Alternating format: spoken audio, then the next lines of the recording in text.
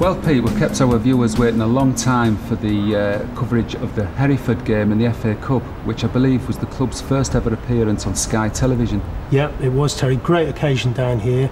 On this volume of the video, we've also got games against Stoke in the FA Cup third round, lots of conference action, and two of probably the best goals you've ever seen at Twerton Park. And you want to call this episode of the video Sex and the City? Yeah, two reasons for that. We got a female physio at the time, and also we had a fullback called Grantley Dix. Now that's what I call a pre-match warm-up. Boiler obviously taking care not to strain a muscle. And now a few more bad tackle shots. Reese is playing a good game in the centre of that midfield for Hereford, and Clark's left down injured by the challenge from Chenoweth, and then we have a bit of nastiness between Dix and Pickard, and temper's just fraying a little bit, and Vic Callow, I think, may want to have a few words at the very least here. Well, Chenoweth was very late coming in on Clark there. Harry Clark had already played the ball when Chenoweth got into him and caught him just at the knee. There it is, that's late, that's going in very late. But at the same time, he's committed to it and he's gone all the way. And then the second one here. And the second one. Pickard and Dix.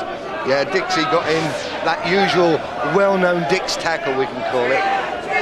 And just a little bit on the late side. Well, that was the sex. Now here's the city.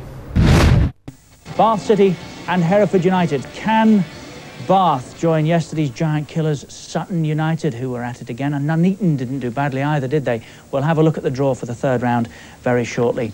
Andy Gray's in. Not too many surprises yesterday, Andy. Can Bath produce today against Hereford United, who had a difficult tie last time out as well, didn't they? Well, Hereford know what it's all about, Richard, as you say. They went to Cambridge City in the first round and they had to scrap for it. So they know what's required against Bath today. They go in very much the same vein as they went into this game, and it really took this is an excellent header from Chris Pike here, and that was the only goal in the game. And I'm sure if you ask Greg Downs would he settle for that again, then I'm sure the answer would be yes. Hereford United preparing under the guidance these days of Greg Downs, who was a cup winner with Coventry City, of course. At Wembley, different surroundings today at Twerton Park. We were there last year, remember, watching Aston Villa beat Bristol Rovers. This is the club that owns Twerton, Bath City. A little bit of tension in their dressing room. We're off to Twerton Park to see Bath City play Hereford in the second round of the FA Cup. A tie at Stoke awaits the winners. The weather there, cloudy, sunny spells, possibly. Looks a little brighter, doesn't it? Possible showers as well, temperatures reaching 10 degrees, winds 10 to 15 miles an hour. Hey Pete, 92 Manchester United, 10-1 Leeds. I wonder what the mighty City's odds were. It might have been worth having a couple of quid on them. 14-1 Tottenham, 16-1 Sheffield Wednesday, the beaten finalists last year, 22-1 Queen's Park Rangers and West Ham, 25 Wimbledon, 28-1 Everton, 33-1 Manchester City and 40-1 Chelsea. And the two teams we're going to see today, 2,000-1 on Hereford, 5,000-1 on Bath City. Is there anybody taking that? This is Twerton Park, the venue of that FA Cup second round tie today, the home of Bath City and Bristol Rovers, of course. But it's Bath today that we're concentrating on, and Hereford United, who have had their moments, of course, in the FA Cup. 1972, remember, when they dumped Newcastle United out. Hereford were a non-league side then. With live football from Twerton Park coming up next.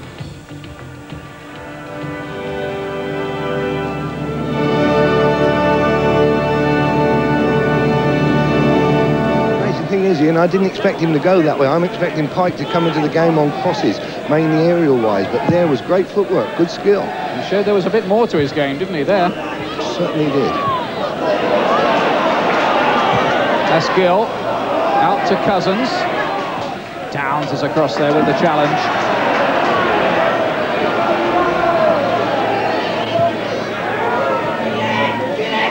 Nice turn by Gill. Interesting into Mings here. Can he turn? Adcock was in there as well. It breaks loose to Brooks. And it's there! Nicky Brooks has done it for Bath City on the stroke of half-time. It's Bath City 1, Hereford 0.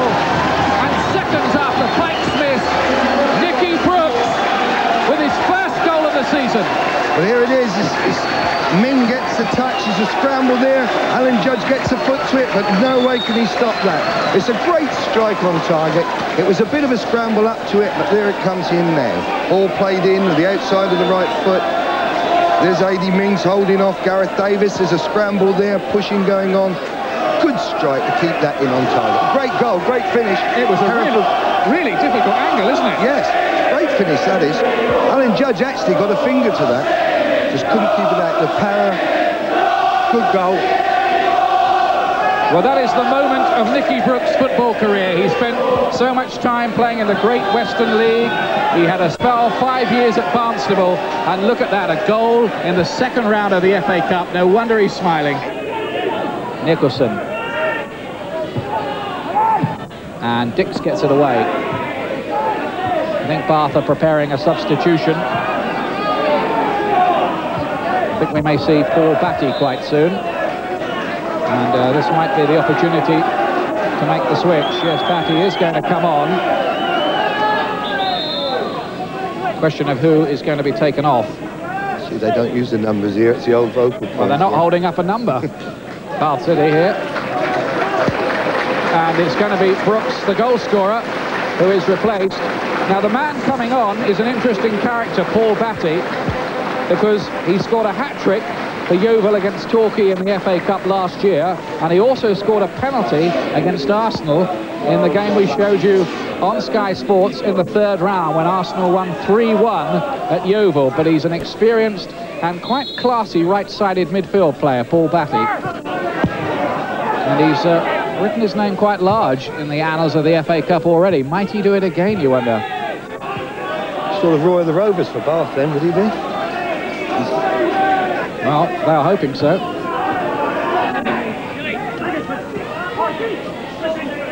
This is Pike. Forward by Davis, but with not too much perception. In watching the Hereford midfield, Derek Hall's doing a superb job in there. He's winning lots of tackles and spreading the ball about, and accurate passing, involved in most of the moves.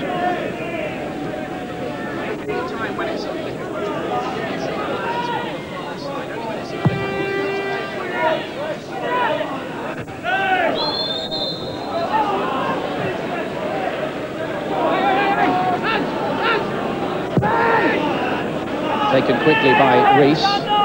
Might prove quite a good buy for Hereford United.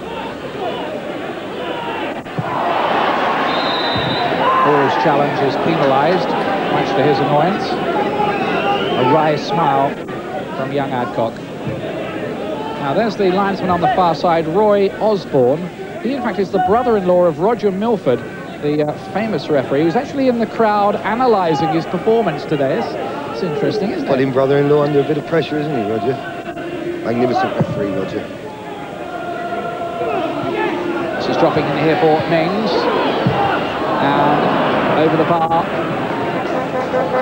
by Boyle. I think that's Bath's first shot this time. Fred on goal. I know, Alan, here it is here. He's just leaning back there. Here he goes, just leaning back, falling backwards. That takes the ball up and down. You could see what he was trying to do there, Martin Boyle. It was just the execution that let him down. He did score the other night against Slough in the 3-0 win in the Vauxhall Conference, Martin Boyle. Mings, good header that. Picks up the substitute, Batty. And Batty's going to try it. And Batty has done it! What do you know about this game? Well, we warned you that he was a bit of an FA Cup hero, and that really was an absolute tracer point of a shot from Paul Batty. Picks up a ball here. Greg doesn't quite go close enough. Now that's made his mind up. I'm going to strike this, and what a magnificent strike that is. Alan Judge got no chance whatsoever. A brilliant strike, a brilliant goal. Should have been closed down though. We should have closed him down at this point. But it's fair play. It's a great strike. Magnificent strike. The man who got the hat-trick against Torquay for Yeovil, who scored against Arsenal for Yeovil, has now done it for Bath against Hereford. Bath lead 2-1. It's only his second goal of the season. But it's been an excellent performance by Bath City. And the referee blows his whistle. a Roman conquest again in Bath.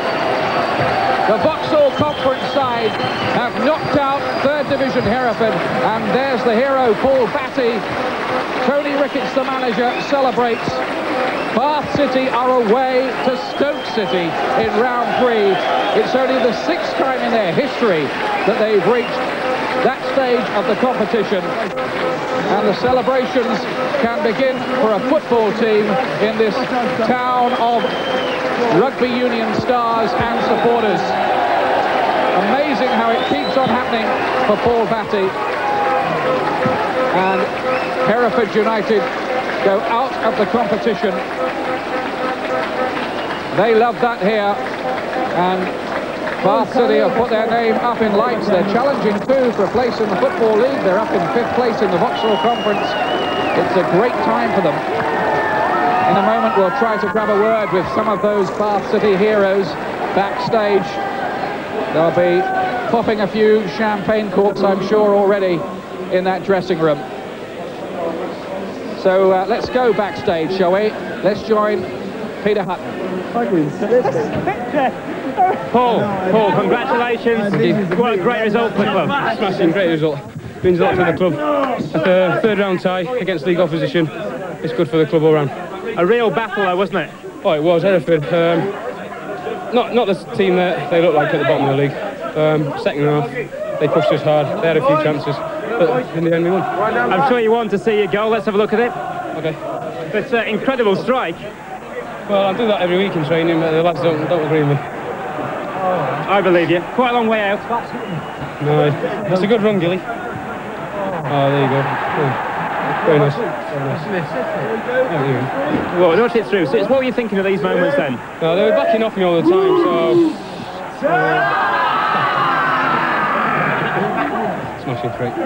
Final words, Stoke away, next round, any thoughts? Well, obviously Stoke away, but we've got games in between then, league games, and that's our bread and butter, the league. OK, congratulations though, well done. Back to Blackburn. Thank you, Peter. John Sillett and Ian Darke can't help but feel a bit sorry for Hereford United, but that, Andy, is a fabulous win for Bath, isn't it? Oh, no doubt about it. That's a great result for Bath. Shows you that the bookies were right after all, Richard. They made Bath favourites before the game, and I think they rode their luck a little bit, no doubt about that. But in cup football, when you're under pressure, you have to dig in. They did that in the second half, although they conceded an equaliser, and then you thought, well, Hereford are just going to go and win this game. That was certainly the impression we were all getting. When managers, you often say when they cross that white line, there's not an awful lot a manager can do to win a game for you then, but with a substitution you can. And what a marvellous time to bring on Paul Batty, and what a fantastic strike. You won't see many better than that. Well, Terry, Sky were great in providing this footage for us, so we've got to show a bit more of it, I think. Watch out for the changing room scene at the end. And this is a threat now to Bath. Well, they've got Howard Clark hovering over it, and he's scored from 25 yards. It looks like he's going to walk away, and it might be Pike who tries it.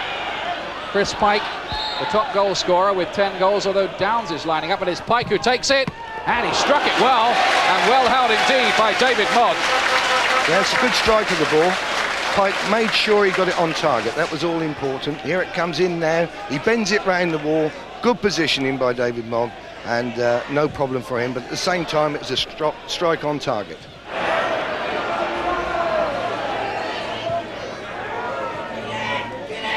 Nice turn by Gill. Interesting, into Mings here. Can he turn? Adcock was in there as well. It breaks loose to Brooks. And it's higher! Nicky Brooks has done it for Bath City on the stroke of half-time. It's Bath City 1, Hereford 0. And seconds after Pike Smith, Nicky Brooks with his first goal of the season. Well, here it is. Ming gets a touch. There's a scramble there. Alan Judge gets a foot to it, but no way can he stop that. It's a great strike on target. It was a bit of a scramble up to it, but there it comes in now. Ball played in with the outside of the right foot. There's A.D. Mings holding off Gareth Davis. There's a scramble there, pushing going on. Good strike to keep that in on target. Great goal, great finish. It was a really difficult angle, isn't it? Yes, great finish that is. Alan Judge actually got a finger to that. Just couldn't keep it out. The power, good goal. Mings, good header that. Picks up the substitute Batty. And Batty's going to try it. And Batty has done it! What do you know about this game? Well, we warned you that he was a bit of an FA Cup hero, and that really was an absolute traceable of a shot from Paul Batty. He picks up a ball here. Greg doesn't quite go close enough. Now that's made his mind up. I'm going to strike this, and what a magnificent strike that is.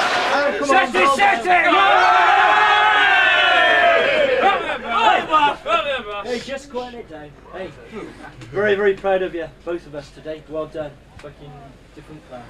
Well done. Hey, what I will say is, we didn't play second half.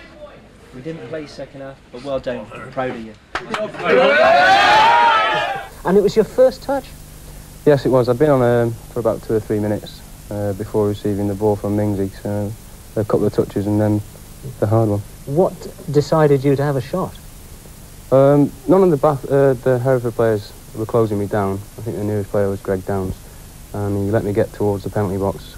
So from 25 yards, I just decided to have a crack. Well, Bath taking over the mantle of giant killers from your former club Yeovil, who lost on Saturday. Must be your doing, must it? Well, some people have said that, but I don't think it is. What's special about the cup? It's a relief if you're playing in the league and you're down near the bottom. It gives you a day off, you know, to have a go in the cup. Or if you're playing well in the league, you fancy your chances against anybody. What was the reaction at Bath yesterday after that victory? Oh, it was great in the dressing room afterwards. I would imagine that the whole city's feeling very good at the moment. And what about the reactions? You knew who you were going to be playing against, Joe Jordan's Stoke City. What about the reactions to that? It's a good draw for us, league opposition, although it's away from home. It'd be a good day financially for the club. They'll gain from it as well. And you never know, we could either get a win or bring them back to Twitter again. You really fancy your chances, or are you just going to aim for a draw? Well, I'm sure that Joe Jordan will always watched. You know, he's got to think about it, and you never know in the cup. Some great coverage there and a tremendous strike from Paul Batty. He lost his spark a little bit, I thought, on the interview on local television. Non-league Bath City earned that tie with a thrilling victory yesterday over 3rd Division Hereford United. Bath City's opener came on the stroke of half-time from Nicky Brooks. Hereford equalised 10 minutes into the second half, a header from Derek Hall. But the dramatic winner to earn Bath a valuable third-round tie came from substitute Paul Batty with almost his first touch of the ball.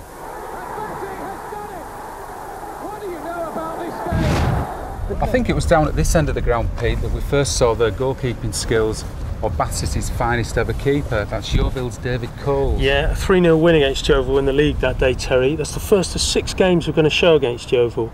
The great thing about that day was it was a week before the FA Cup trip to Stoke, so it set us up absolutely brilliantly for that. And that's goals, almost swinging right in, but the linesman signalled. He signalled a goal. The linesman has signalled a goal. I think the referee wants a word with the linesman before a goal's given.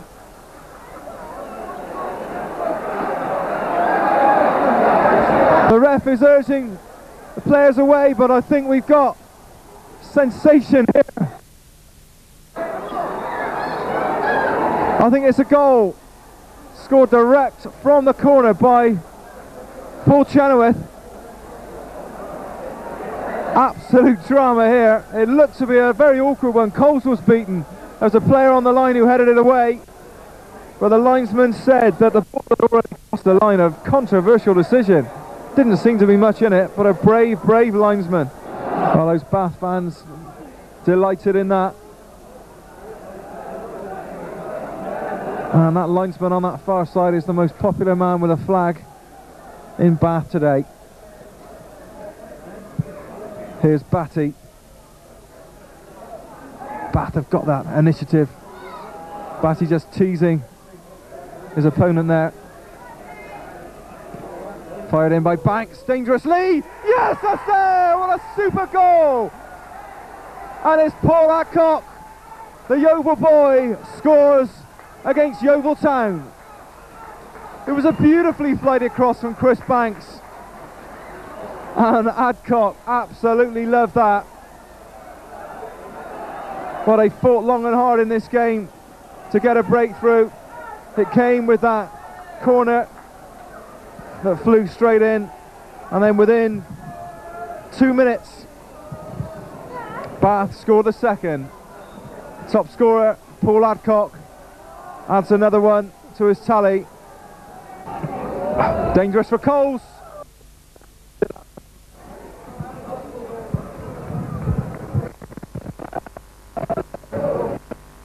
Adcock, with Coles in big trouble here. Adcock makes it 3!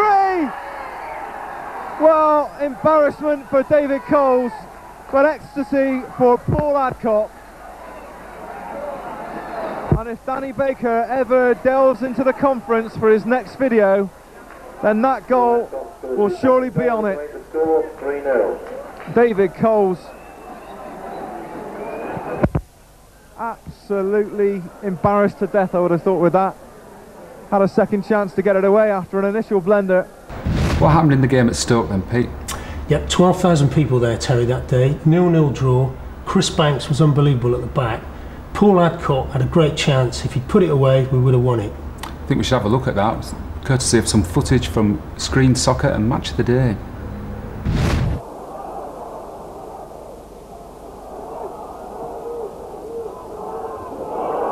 This is dangerous now. Batty into the box.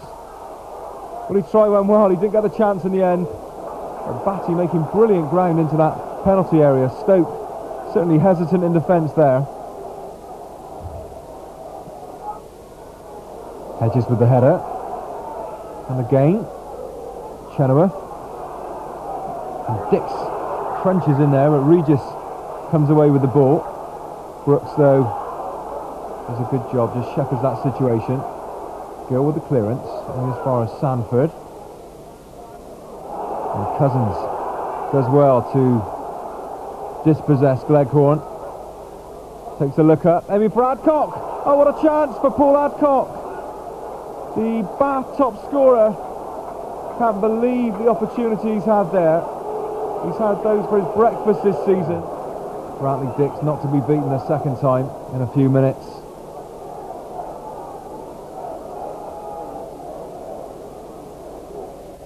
Regis, not a conventional centre forward, he's running right across that front line, often popping up in these wide positions. And proving a handful wherever he is, but at the moment Bath are equal to him. Batty's ball looking for Mings.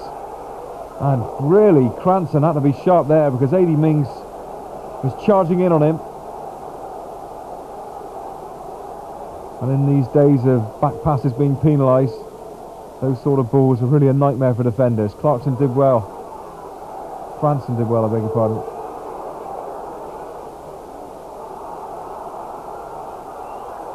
Orlickson, the crowd's favourite. Will he try one? Orlickson stopped though. Yet again by this gallant Bath City defence.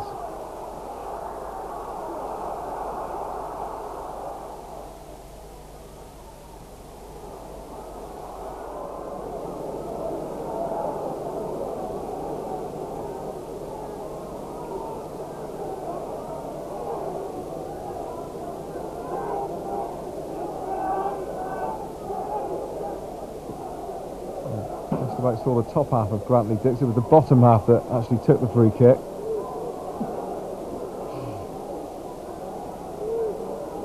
One can only imagine anyway, but here come Bath.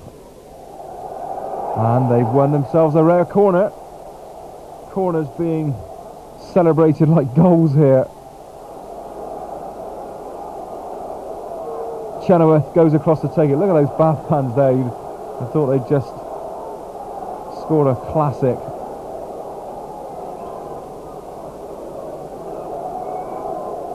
It really is a data saver for them. Chenoweth swings it in. Regis needed to be strong to get that header away. Here's Batty. Chenoweth again, back to Batty. Regis just dispossessed there. It's great work from Rob Cousins. Can he get the cross in? Tight control, he'll look for another corner, and he's won it. That was brilliant work. Rob Cousins, against the giant of a man in Regis, won the day. Chenoweth again with the corner. Banks comes short. Chenoweth just tees it in. Again, Regis needed to help out in defence.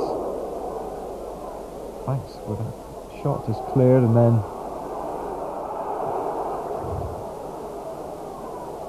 Bannister just tucks it back to Clarkson. Bannister again. Shepherded by Cousins. Wide to Clarkson. Smart with a good challenge.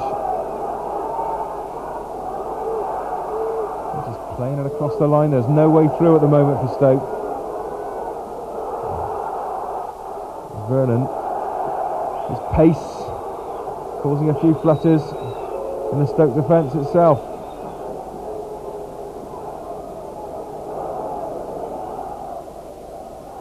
Vernon back to Dix. Smart. Vernon. Brooks looking to thread that through to Grantley Dix. Well, it was only just too hard. Nice idea from Nicky Brooks. Those Bath fans are preparing to celebrate one of the greatest results in Bath City's history.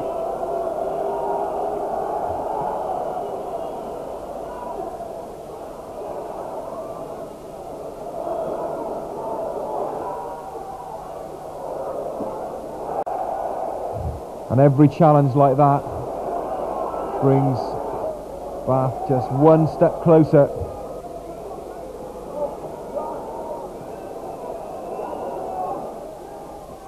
to achieving a notable result.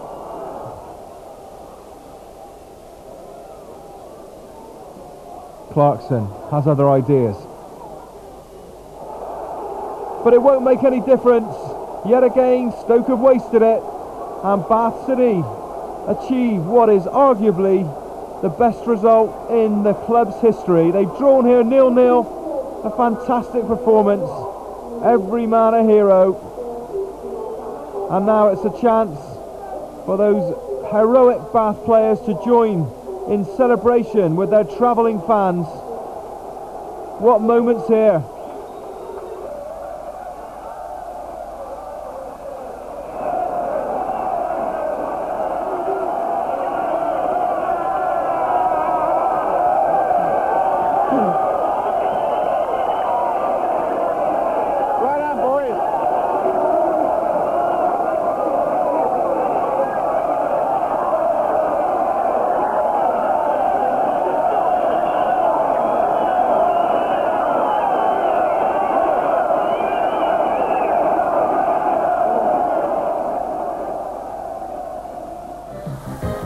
Stoke, a superbly marshalled Bath defence restricted Stoke to long-range shots and kept alive the chance of a fourth-round tie with Oldham.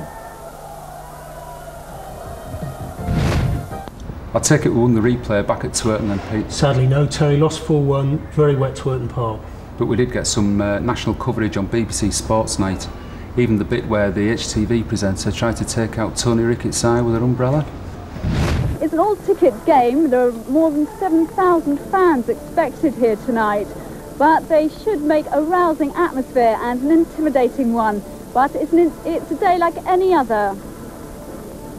Bath City midfielder Gary Smart chose to go to his work at an industrial laundry today as his way of preparing for the big match. All his fellow team members have to make their livings away from football during the day, but part-timers aren't always at a disadvantage when it comes to the FA Cup. You're talking, you're playing full-time professionals. They're obviously supposed to be a lot stronger, a lot physically fitter as well, but you never know. The FA Cup's got a sort of twist in the tail usually, and you never know. If we play to our maximum potential tonight, and then only knows what the result will be at the end of the day. Down at Bath City's football ground, preparations have been in full swing. Last-minute touches to the pitch, which the groundsman have brought up to a good standard despite the recent bad weather. All the kit is already laid out neatly for the players when they knock off work and arrive at the ground. Club souvenirs have been selling well for the thousands of fans to wave while they cheer on their team against Stoke tonight. The gate of around 7,000 is about 7 times Bath's league average. The scarves has gone very well. The mugs, those sort of things, the rosettes, and those new flags that we've had done. 80-year-old George Latham can claim to be Bath City's biggest fan. He supported them since 1921 and even helped to build Twerton Park. I've seen every game Bath City will play right from the Bath and District all the way through. So how will you feel if they actually make it into the 4th round? I'd like to jump for joy. George is such a big fan of Bath, he bought a house actually overlooking the ground. The street is in fact called Free View Road, and residents who live there now will certainly be enjoying their free view tonight. So did you move here especially for the view? No, I moved here because I just liked Bath. But since coming down here and being so close and having football in your back garden, it's a case of if you can't beat them, join them. So I've enjoyed it very much. When the players run onto the pitch to the roar of 7,000 fans tonight, they'll know it's their best chance ever of FA Cup glory, and the club's best chance of making it into the 4th round for the first time ever. Well, with me now I have Bath City manager Tony Ricketts. Tony, how do you think it's going to go tonight? We're looking forward to the game immensely. It's a cup final for us. We've got nothing to lose, and Stoke have got everything to lose. So hopefully, with the conditions as they are at the moment, rain in, the better for us. And hopefully, we'll give a good account of ourselves. Are the players all psyched up for it? Oh, definitely. They've had a normal day. They've all been working today, but they're in the dressing room at the moment and getting themselves prepared for the game. What will it mean to you to get into the 4th round if you win tonight?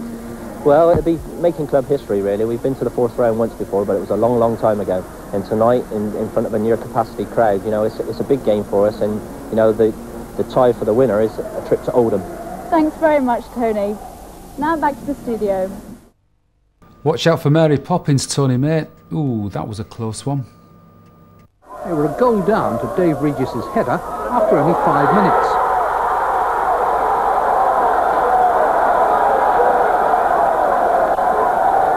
They were 2 down to Ian Cranson's header just over half an hour later. Whatever was said in the dressing room at half-time made no difference. Shortly before the hour, Bath were 3 down. Dave Regis again, and Stoke could contemplate with some certainty their first away win in this competition for 23 years. The corners that provided the first 3 goals were all precisely delivered by Toddy Audison, and it was fair reward when an equally accurate pass set him free to make it 4 now. An excellent night for the Potteries clubs was undisturbed by Paul Chenoweth's last-minute free kick. Stoke were off home with the spoils, off to Oldham. How did we bounce back from that then? Best way possible, Terry. 2 games against the Oval, 3-3 draw at Hewish, a brilliant 4-0 win here at Twerton, and that man David Coles, you remember him earlier, he does it again.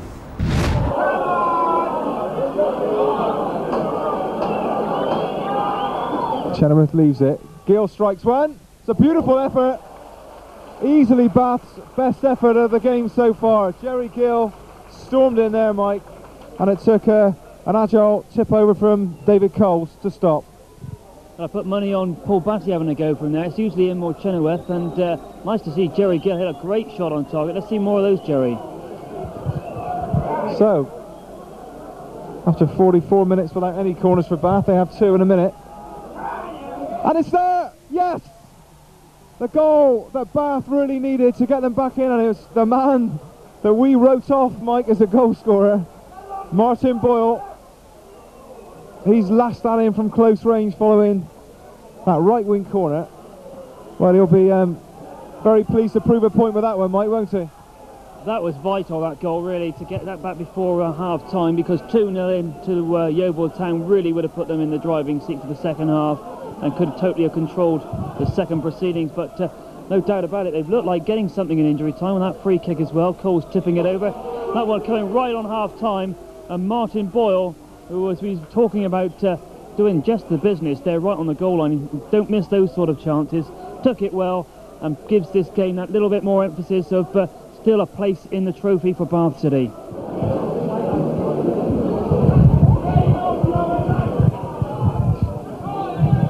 So welcome back then for the second half. Bath with that lifeline goal from Martin Boyle to give them at least a fighting chance of remaining in the FA Trophy. Just one more needed to force a replay at Twerton Park. Mings now with a great opportunity for Bath City. He must score. He makes it 2-2. AD Mings and Mike Kay, I don't believe it, but David Coles once more has gifted a goal to Bath City. Well, you wonder if I've seen AD on those sort of positions before going through this season with just the goalkeeper to beat, but all credit to the lad. He kept his head. He's now waving to the Yeovil fans just to rub it in a little bit more. But what a gift of a goal. Coles, for the second time this season against Bath City, has gifted them a way back. Well, not a way back in that other previous game, but certainly a way back this afternoon. And 2-2 now. Things going terribly, terribly wrong for the home club.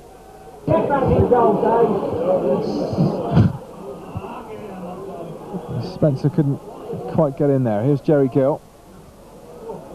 Thumps that one. And it remains in. And Mings won't give up here. AD Mings again. Mings! He's going to make it 3-2. He's done it! That's absolutely unbelievable. Well, AD Mings has scored 2 goals in 2 minutes. And to be absolutely honest, that was a goal that Yeovil should never have conceded. They had men back to have countered that. But AD Mings sends Bath City FA Trophy mad here at Hewish Park. A decent atmosphere building up now. Bath fans in turn cheer their heroes on. Plenty of movement for the free kick. Chenoweth leaves it for Batty. It's a good ball to the far post. Shot comes in from Cousins. What a goal! That was a beautiful strike from Rob Cousins. He really got behind that as the ball broke to him following the free kick that was taken by Batty. It came at a nice height for him and he got behind it, and that absolutely flew past David Coles in the Yeovil net in the 6th minute of this game. Considering the conditions, it's not a bad crowd looking around the ground, certainly nowhere near the 1,500 on the 3rd of Jan, but a decent attendance nonetheless as Adcock makes great ground. Dangerous ball in, Boyle completely misses his kick, and that really was a gilt-edged opportunity for Bath to increase their lead following brilliant work on the right from Paul Adcock. His low cross was perfectly placed for Martin Boyle, another one of the scorers on Saturday, but he couldn't repeat that feat. Just lost his footing completely on the sticky surface and scooped the ball wide of David Cole's goal. Yeovil conscious of the offside. Wilson just beaten by Banks. Good challenge there. Now Cousins comes running away for Bath. Adcock's gone outside of him. Cousins continues his run. Good challenge. Hedges got in front of Spencer, and it stayed in for Adcock. Great chance for 2-0! And Bath shout for the corner. The ref said no, it was Boyle that got in there, following more brilliant work on this flank from Adcock.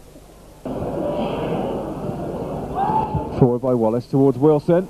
It might just drop for Wilson, and Mogg got down well, because for once Paul Wilson evaded Chris Banks, and the Bath number 7 not happy there as he allowed Paul Wilson to get the wrong side of him. But Dave Mogg, the Bath custodian, getting down so well. But Yeovil pressing now with Spencer. He's round the keeper. He's got it in, but Banks just coolly as you like side foots that away. But make no mistake about it, Yeovil Town are coming back into this game with a vengeance. They really are, and those fans down in that Bristol end of the ground are singing their hearts out in the rain. Corner number 6 for Yeovil, Dave Leonard. That's been so dangerous so far. This one a rather different one. Sherwood again, Moggs there. Jeff Sherwood, twice in a minute, involved in opposition territory. The Yeovil centre back and captain, so close to getting his side back in the game. This game really is excellent entertainment for the fans who've braved the horrific conditions here tonight. Really quite a miserable prospect, but the football's livened everything up. And we could have a bit more excitement now as Boyle runs through. Left foot! Oh, what a save from Coles. Martin Boyle looking to make amends for 2 missed chances earlier in the game. Strode confidently onto that, lashed at the ball with his left foot. And David Coles made a good diving save. On a poor boy twice taking a tumble there. I don't know if Andy caught that, but that seemed impossible to have slipped twice in about 4 seconds. Could really be a telling blow if Bath could make this count in the final moments of this first half. Gill standing over it. Had a good try on Saturday. Chenoweth's there, Batty's there. Mr. Grove's now happy with the wall. Gill tries one, and it's there! It's crept in, past a despairing dive of David Coles. A disastrous moment for Yeovil, and Jerry Gill, who impressed me with a good attempt on Saturday, cracks that one in. He was one of 3 men over the free kick, struck it hard and low. Coles, though, will be disappointed because he got across to it, but he only helped it into his net. Welcome back then to the second half here at Swerton, as the lights go out in the grandstand. Today's attendance is 1,148. Well, brilliant crowd. Over 1,000, 1148 here. Andy and I just had a brief conversation at half time saying it looked to be over 1,000. Hopefully this is the last time we'll be covering a Bath game from the stand side. The gantry is due for completion, ready for Saturday's Bristol Rovers game. As Bath come forward again with Cousins looking for his second. What a save this time from David Coles. Dix with that ball in. It's a really dangerous one. Goals! Yes, it's 3! 3-0, Martin Boyle in front of his own fans. Again, Coles will be a bit unhappy because he seemed to get a hand to it. But again, the ball fell behind him and into his net. It was a brilliant cross from Grantley Dix, who I was just saying is having a storming game for Bath tonight. Chenoweth just taking time to applaud Grantley, his left back there. Smart, couldn't quite find Grantley Dix. Hedges stops Spencer. Spencer cracks him, hits him late. That's upset the Bath dugout and Nicky Brooks. Andy Wallace is again involved. It was very late and Spencer's just gone in the book, and now he's gone off the pitch. Well, it was a very, very late challenge from Spencer. He cracked Hedges in the sort of area that you think may cause some sort of Achilles problem.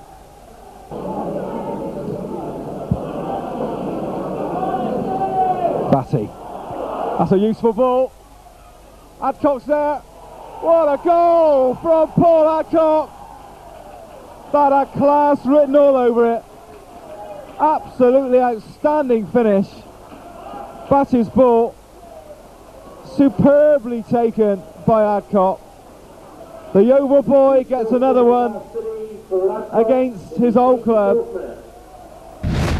Now Terry, I know you're from the north and I know you're proud of it, but have a look at this. And on comes one of the most remarkable hairstyles we have ever seen here at Swerton Park. That is incredible. What is that? You're looking at Dave Estelle. To be absolutely honest with you, that is one of the funniest things I've seen in a long time. I couldn't work out if those were eyebrows, first of all, to be honest. I thought it was kind of a Dennis Healy look, but really tremendous haircut. That's what my hair used to look like, but they made me shave it off before they'd let me cross the border into Somerset. But back to football, and a couple of 2-0 wins against Witton and Southport pushed us back up the conference table towards the end of the 93-94 season. So it's Bath City attacking from left to right of your screens. Witton it is who get this game underway, and on a bright, quite fine afternoon here in Bath, City really looking to get things moving there in Chenoweth, really. After 22 seconds, hit the inside of the post, and what a moment there for the Bath fans. What a great shot outside the penalty area. Chenoweth let fly and it absolutely thudded the inside of Allison's post. What a lucky boy there. I'm sure that would have been the quickest goal in the conference this afternoon. Gorton, ball's charged down. Could be a good break on now for Bath. He's going to have to hold on to it though. Good work there by keeping hold of the boys. Kept him onside. Now Vernon's away. Can he use his pace? But shrugged off by Thomas. Rob Cousins' industry in midfield there, paying off. Didn't play the ball, looked up, gets that cross in, chance, goal! Adcock's done it! Mistake from the keeper, and Paul Adcock has indeed got that 14th goal of the season. Allison's beaten, 12 minutes gone at Twerton Park, and Bath City lead by 1-0. Hip hooray! So the best game shaping up here for a good few weeks by the look of things. Can they maintain it? That's a good ball. Vernon's through now. He was held, and the referee quite rightly makes a good decision there.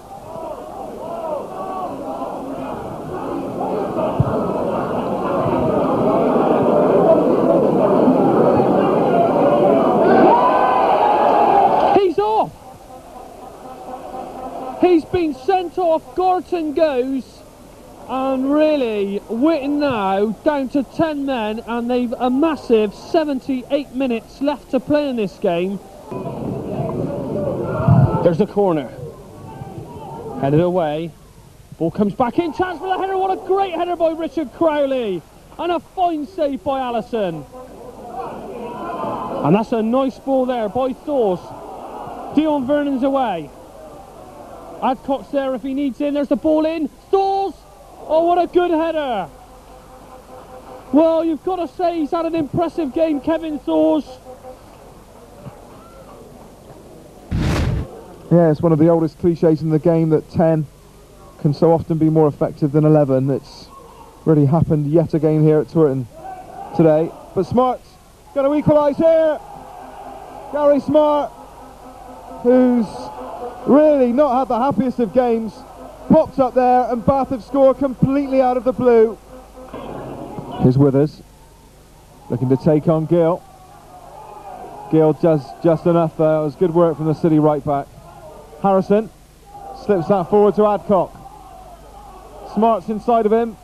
Paul Adcock, Mings, Doves there. Hell of a tangle there, right in the 6-yard box, more like a rugby scrum. Eventually, the ball comes clear, but Southport so nearly conceding that second. Will they now? Harrison's ball in. Mings is there! Paul Adcock's done it for City! Jerry Harrison with the cross. Paul Adcock, the City substitute, with the firmest and neatest of headers. Another new season. What did 1994-95 bring for us? Yeah, we went off like a train, Terry. 6 games without defeat. All came to a halt down here. Lost 2-1 at home to Southport. 2 own goals from us. They finished with 9 men. But we scored in the right end with Dean Birkby. Probably one of the best goals people have ever seen down here. Overhead kick. I reckon he was 18-20 yards out. Let's have a look.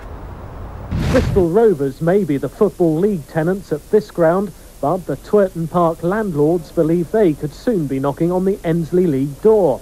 Bath City have made a breathtaking start to the new campaign, unbeaten in 6 games and in the conference top 3. Manager Tony Ricketts has made wholesale changes, and he knew victory over Southport would give the Romans their best ever start to a season. But Bath got off to the worst possible start to this game. Some less than championship quality defending let in Steve Hall to give the visitors a 6-minute lead. Throughout the first half, Bath were restricted to long-range chances. Here, Paul Chenoweth making the keeper scramble. In the second half, it was the referee who was the busiest. Nicky Brooks getting elbowed to the ground led to ugly scenes and a red card for Southport's Gary Thomas.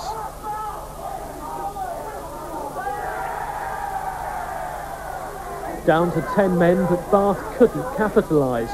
And then it was 9, with Harvey Cunningham also given his marching orders. After 10 minutes of pressure, Bath got their equaliser. Dean Birkby scoring one of the best goals you'll see anywhere. An overhead scissors kick that wouldn't be out of place in the Premiership. But an embarrassing mix-up in injury time presented 9-man Southport with an unexpected victory. Paul Comstive taking advantage.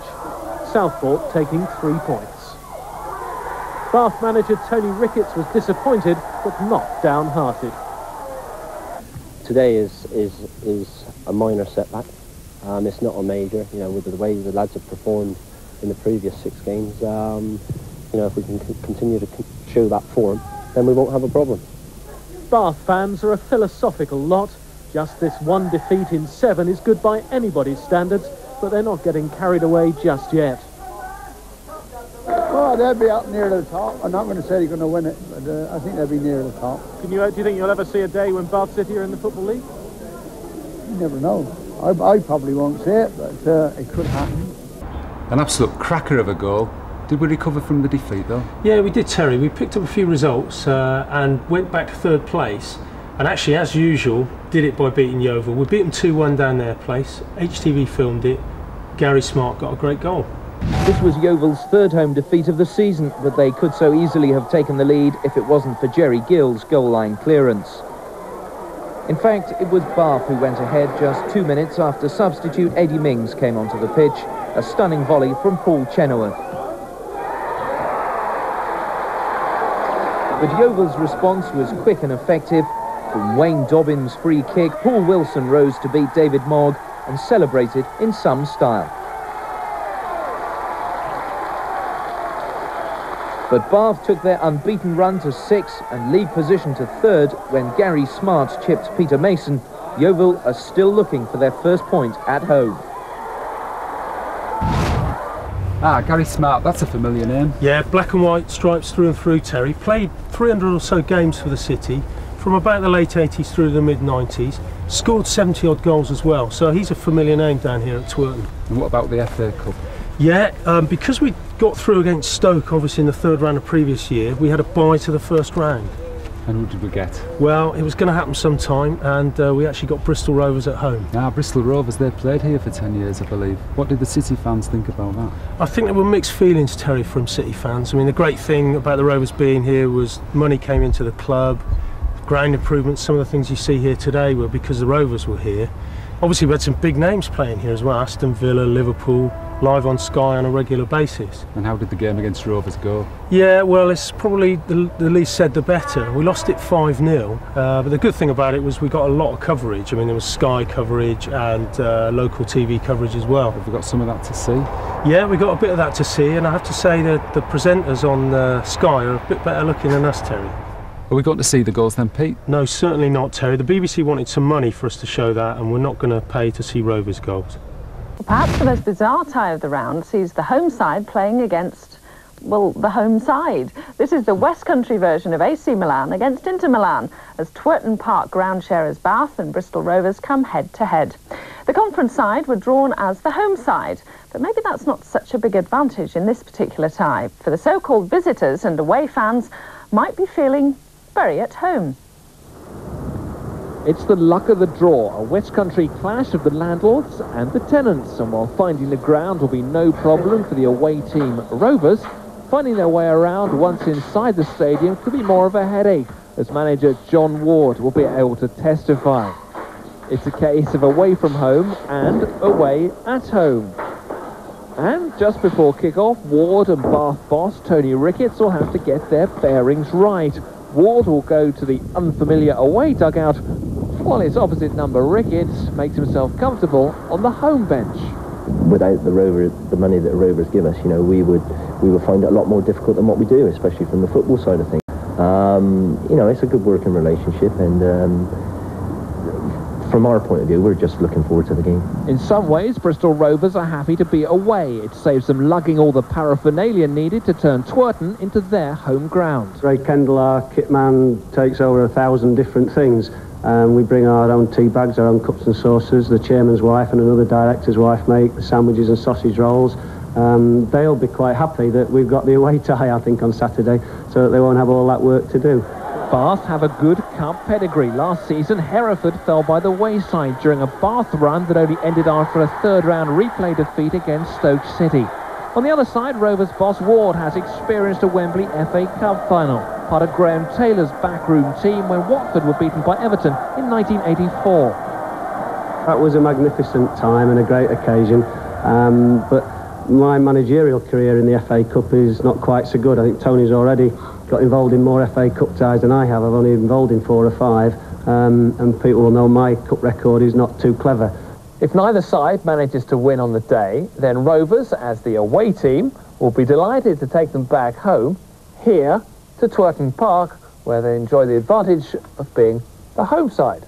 Both chairmen, I'd be dead happy if we both go into the hat on sort of Saturday evening sort of thing. But yeah, it'd be a dream come true if we go through. We both recognise the importance of the afternoon, both on and off the pitch. But come 3 o'clock, we'll both try and beat each other.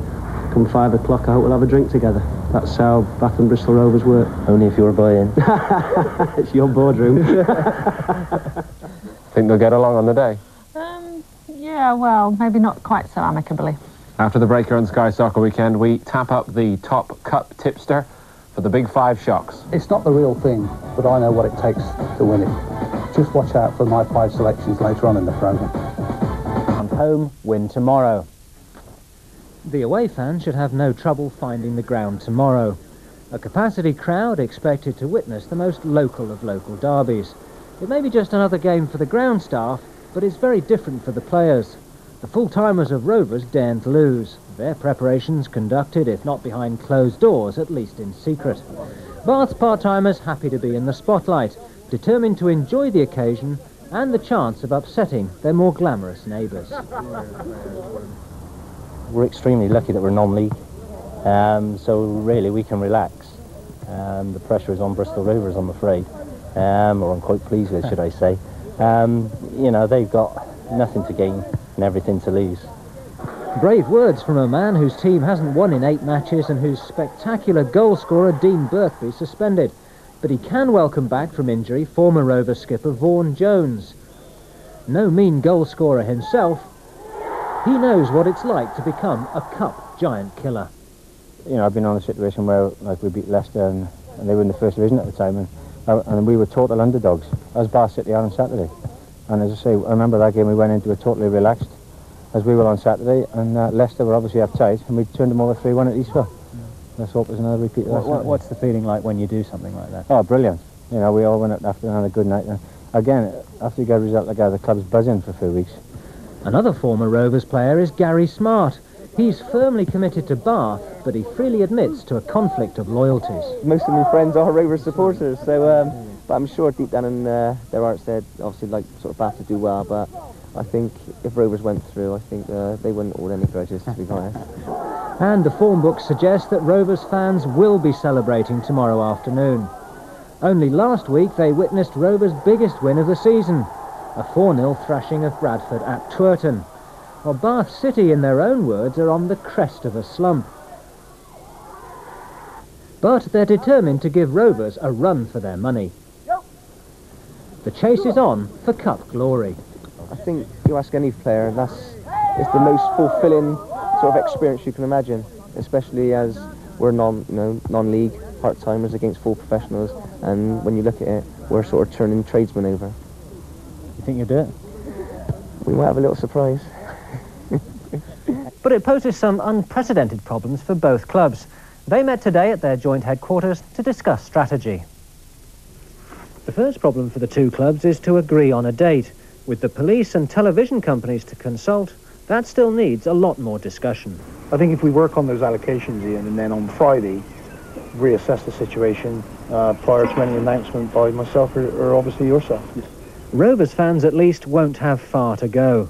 Only as far as the other end of the ground. Neither club foresees problems. I think it's the most successful ground sharing agreement in the country at present, and I look at this as the icing on the cake. I think it's very good for local sport and obviously for the people of both towns, Bristol and Bath. Whichever date they choose, the weekend after next, the ground is sure to be packed for a tie that, according to both clubs, was meant to be. We actually discussed the possibility on Friday, and it was almost an air of inevitability about it that it would come out of the hat that way. Rovers must be favourites to win, especially now they've rediscovered their goal-scoring touch. But Bath have scored some pretty spectacular goals of their own at Twerton Park. Well, I think it's fair to say that we have to start as underdogs, but nevertheless, cup ties produce strange results from time to time, and I think what's more important really is the fact that it's a very good day for the people of both cities. Rovers players have the problem. Is this the right dressing room or this? And what if there's a replay? It could get very confusing. So back in the league, I think things went downhill for us a bit, didn't they? They did, Terry. We lost a few games, got dragged into a relegation battle. Luckily, a 1-0 win over Merthyr saved us at the end of the season, but it's not the best football you've ever seen. Needed win for Bath City at Twerton Park was achieved through an Adi Mings goal after 49 minutes. Credit must go to Dean Birkby, whose powerful run took him past several Merthyr players and ended with a good ball into the middle to Gary Smart.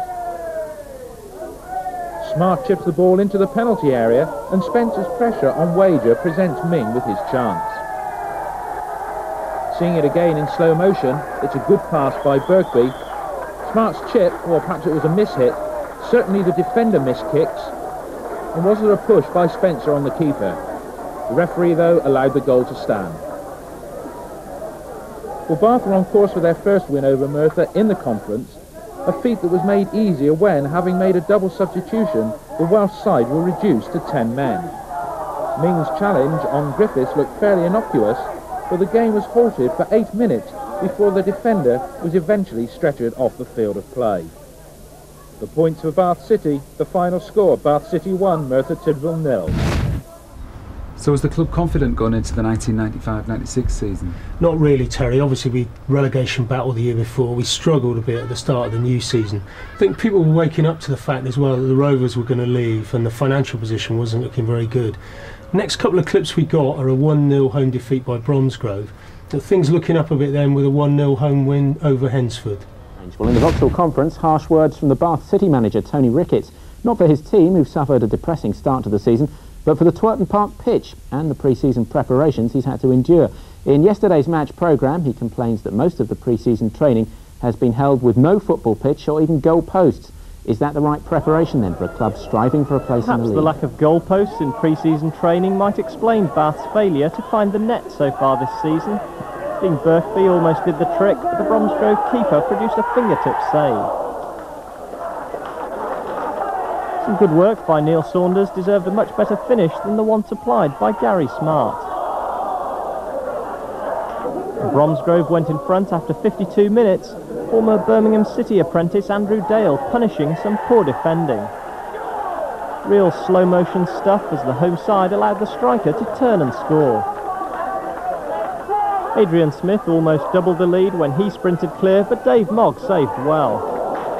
Bath defender Chris Sugar was sent off following an off-the-ball incident, and although Birkby gave Bromsgrove one more scare, the home side completed a hat-trick they didn't want. 3 straight defeats. Many non-league clubs are suffering from a lack of money at the moment. It's partly due to the popularity of Premiership football and the increasing appeal of rugby.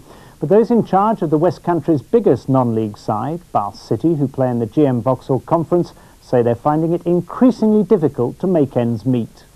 Good afternoon, ladies and gentlemen. This is Bob Twyford. Unfortunately, our regular PA announcer has gone sick, so you've got to put up with me for this afternoon. When times are hard, even the boss has to get his hands dirty. It's match day at Bath City Football Club, and Bob Twyford, its newest director, is in charge of the business side of one of the West's biggest non-league sides. Bristol Rovers, without their own ground, pay Bath for the privilege of using theirs. Their rent is vital to a club struggling to survive. The first five days as a director has been somewhat hectic. From sort of on Saturday, for instance, I was out here with the groundsman helping to mark the pitch. You've got to do your football administration on top of that. And then late on Saturday morning, our public address announcer went sick, so I ended up doing this job here as well. Striker Dean Birkby, like most other players in the Vauxhall Conference, has to earn a living outside the game. In his case, as a driver for a plant hire company. But just like the pros, everything is geared towards Saturday and the big match. Bath's opponents this weekend, Hensford Town. As last season's top scorer, Birkby's attracted interest from the likes of Wolves and West Ham. This season he's not been so successful until this well-worked 44th minute goal brought the Twerton Park crowd to life. Yeah, it's difficult. You've just got to keep plugging away and just have a lot of self-confidence in your own ability. And hopefully if you're good enough, obviously you'll obviously get a club. With any fight for survival, it's often frustrating for the fans. Bath can play a lot better. They're quite close to come and see them, and I like watching football and playing it. Some fans continue to follow the fortunes of the bigger clubs while staying loyal to Bath. And looking at this season's gates, it seems their very existence is in their supporters' hands. Russell Trott, BBC News West, Bath. I think I caught a glimpse of Basil in his flat cap in that last clip, Pete. You did, Terry. You see lots of familiar faces in all these videos, I think. Yeah, I think I've seen him before, actually, in an old episode of Before They Were Famous. But when are we going to see some more of Yeovil? Yeah, I wouldn't let you down, Terry. We've got a couple of Yeovil games coming up. There's a home draw in the FA Trophy here at Twerton. Then we go down to Yeovil, and as usual, we turn them over again. We only had 10 men. We win it 3-2 in extra time. And for the record, it was Dion Vernon that scored the winner. They have to replay after drawing yesterday in the FA Umbro Trophy. Never mind the City Rovers bonanza of last week. For the fans of Bath and Yeovil, this fixture is just as important. The fact this was a cup encounter merely adding to the atmosphere. And it was the visitors, revitalised under Graham Roberts, who grabbed the lead through Warren Patmore 5 minutes before the break. Former Millwall man Patmore is highly rated at Hewish Bath, and he put the ball away at the second attempt after Jerry Gill had cleared off the line. But just as Yeovil considered the prospect of a half-time lead, Bath struck back. Chris Sugar, the scorer. They replay tomorrow night. 20 minutes on the clock, and Yeovil having a whale of a time as the stand-in striker scored again, to the delight of his teammates. Bath's task looked impossible when Chris Sugar was sent off, but an own goal by Nick Burton gave the conference side hope. And 4 minutes from time, a superb solo goal by Rob Cousins brought Bath right back into contention as the game headed for extra time. The famous fight back was complete when substitute Dion Walker raced clear to grab the winner. A night to forget for Yeovil, who also had a man sent off, and a memorable win for Bath City. The money we got from Bristol Rovers was obviously very important to us, but wasn't it round about this time that people began to talk about their 10-year stay coming to an end? Yeah, the rumours were rife, Terry. I mean, 100,000 a year reputedly coming into the club. I think the board weren't really ready for that, although in the next clip you'll hear them making optimistic noises.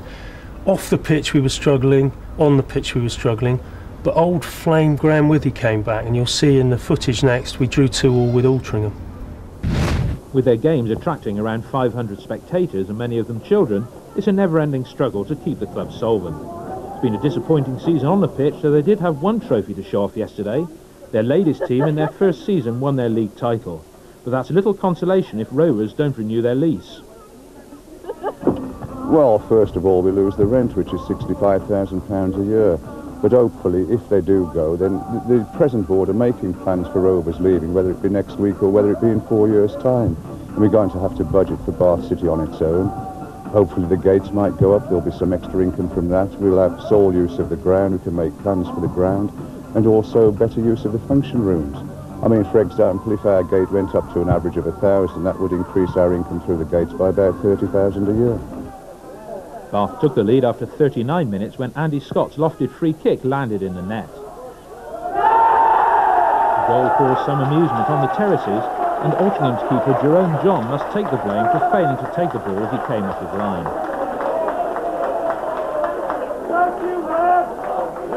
Bath increased their lead 2 minutes before the interval. Stuart James crossed the ball, and Graham Withy probably hasn't scored an easier goal in his career. It was another defensive error as Steve Cross let the ball run through, and keeper John stayed rooted to the spot as Withy ran in.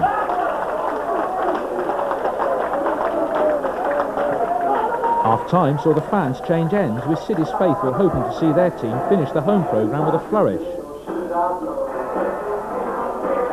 And it looked as though that might be the case when Adcock chipped the keeper, only for the ball to drop over the crossbar.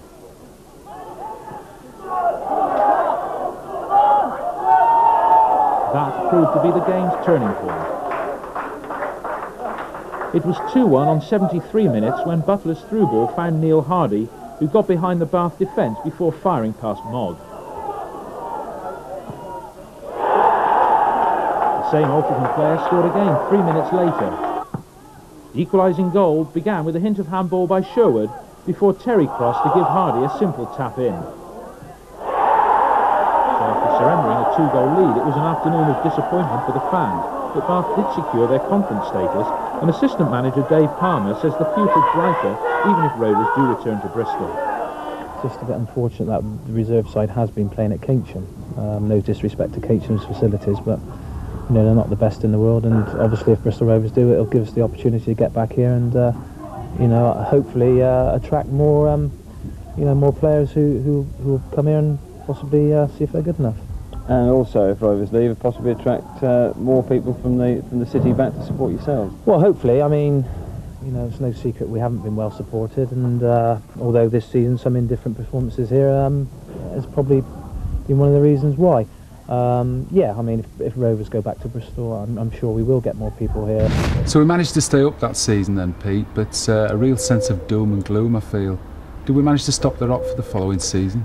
You're not going to find out till Volume 4, Terry, but before we sign off on this one, just to confirm what people already know, I think, BVC, who do these tapes, are very, very professional, but we're novices, as these outtakes show. So the next stop then must have been Craven Cottage after a game like that. How did that one turn out? Well, glamorous place to go. Nice game of football. Sadly, lost it 2-1, Terry. Oh dear. What was the score? Oh, you just told me. Shit. It was 2-1, Terry. Why did I say that? But we did get some national coverage on Sports Night, which was very good for the club, very interesting, especially the bit where the HTV presenter tried to take out manager Graham Ricketts' eye with an umbrella. Tony Ricketts. Who's Graham Ricketts? He was I don't know who he was, but he's a bloody good manager. Action from some passionate local derbies there against Yeovil. Pete. Yeah. Passionate local derby there against Yeovil, Pete. You can't do it, can you? Do it again. The money we got from Bristol Rovers was obviously very important to Bristol City.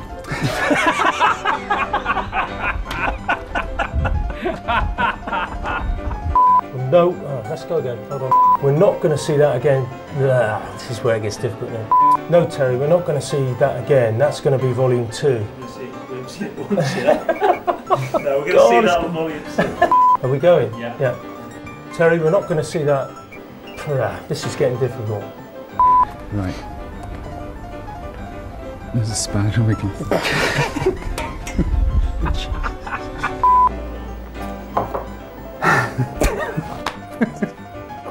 I forgot what to say, oh sorry.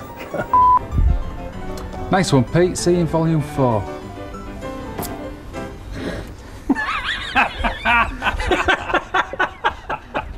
It was that good, was it?